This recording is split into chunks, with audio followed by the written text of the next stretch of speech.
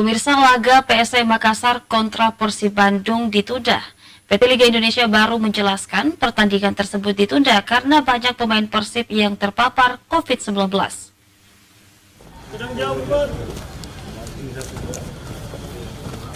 PT Liga Indonesia Baru atau LIB membatalkan pertandingan PSM Makassar kontra Persib Bandung di pekan ke-22 Liga 1.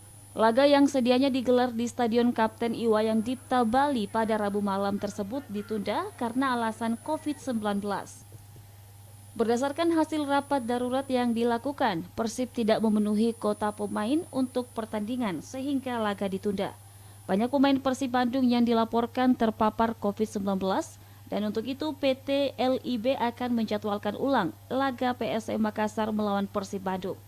Sebelumnya Maung Bandung mengalami krisis pemain lantaran 9 pemainnya terpapar COVID-19.